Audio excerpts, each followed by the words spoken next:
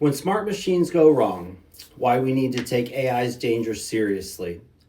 Imagine a world where a video of you saying something hateful goes viral and you never said it, where your job application is quietly filtered out by an algorithm you never see, where your students submit essays they did not write and no one is sure what anyone actually knows anymore.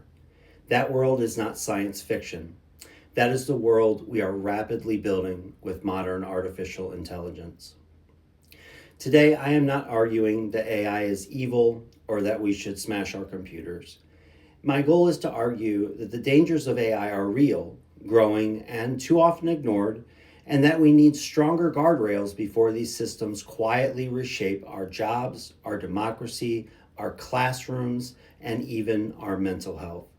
I want to focus on 5 areas of risk: jobs in the economy, democracy and misinformation, education, mental health, and creative rights copyright. First, AI is already changing work in ways many people are not prepared for. A 2025 summary of AI job statistics found that about 30% of current United States jobs could be automated by 2030, and around 60% will have tasks significantly modified by AI. That same report notes that nearly a quarter of American companies have already replaced workers with tools like ChatGPT or similar systems. On paper, economists can say new jobs will appear, but from the perspective of a call center worker, that what you feel first is the layoff, not the hypothetical job that might exist later. Without serious retraining and social support, AI can deepen inequality by hitting low income and younger workers hardest while the gains flow to a small number of large companies. Second, AI is colliding with democracy and the information ecosystem. Deepfakes and AI generated misinformation are real. They can impersonate candidates, fake speeches, or spread false stories at the speed humans cannot realistically fact check. The Brennan Center for Justice warned that in 2025, AI driven disinformation is exposing critical vulnerabilities in free and fair elections.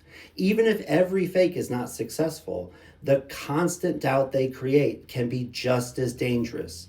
If you cannot trust video, audio, or screenshots, it becomes easier for real politicians to dismiss evidence as fake whenever convenient. AI can erode not only what we know, but what we believe is knowable. Third, there are real dangers in education. Generative AI can help students brainstorm, get feedback, but also turn into a shortcut that replaces actual learning. UNESCO's 2023 guidance on generative AI in education warns that fewer than 10% of schools and universities worldwide have formal policies on AI, yet these tools pose risks to academic integrity. If students rely on AI to write their essays, solve their problems, and even explain their readings, we risk creating what I would call hollow credentials without the underlying skills. That is bad for employers and the economy. Fourth, we have to talk about mental health, especially for young people. Many of the platforms that shape our social lives run on AI-driven algorithms. These systems are optimized to keep us scrolling, not to keep us healthy. A 2024 paper on AI-driven social media found links to increased anxiety, depression, and body image issues among adolescents because the feeds amplify social comparison, polarization, and addictive patterns. Now add that AI chatbots can mimic companionship or romance. For some people, they can deepen isolation, blur boundaries between reality and simulation, and make it harder to build real relationships with messy, unpredictable humans. We are quietly outsourcing parts of our emotional lives to systems that do not actually care if we are well as long as we stay engaged. Fifth, there are serious copyright and creative rights concerns. AI models are trained on enormous data sets, which often include books, articles, songs, and images created by human artists who never consented.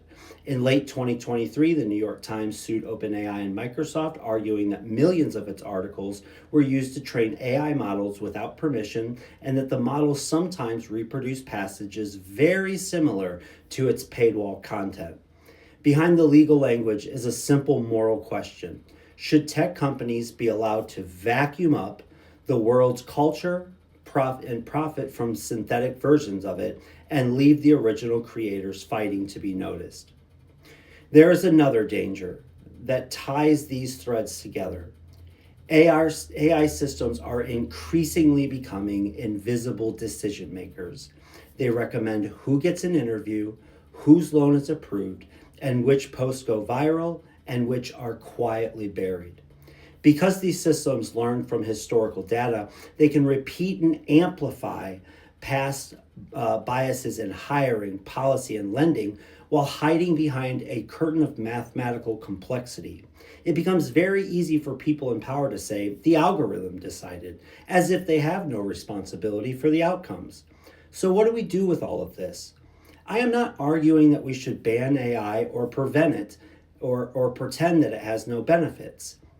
AI can help discover new drugs, personalize education, and assist people with disabilities.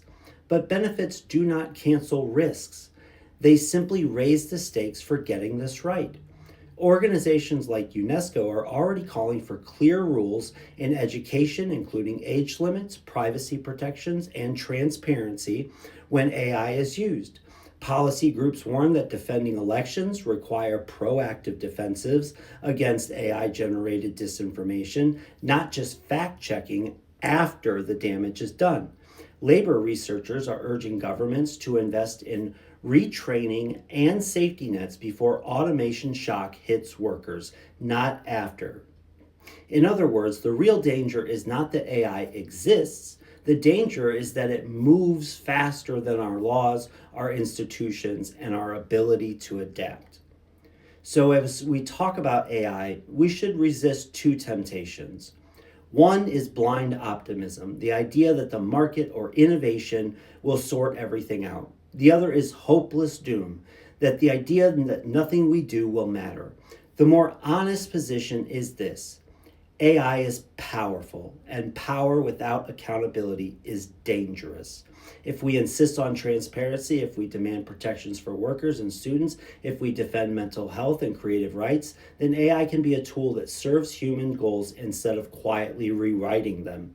But if we do nothing, if we treat AI as inevitable and neutral, then we should not be surprised when we wake up in a world where jobs are more fragile, truth is harder to recognize, learning is thinner, and our emotional lives are shaped by systems that do not know us and do not love us.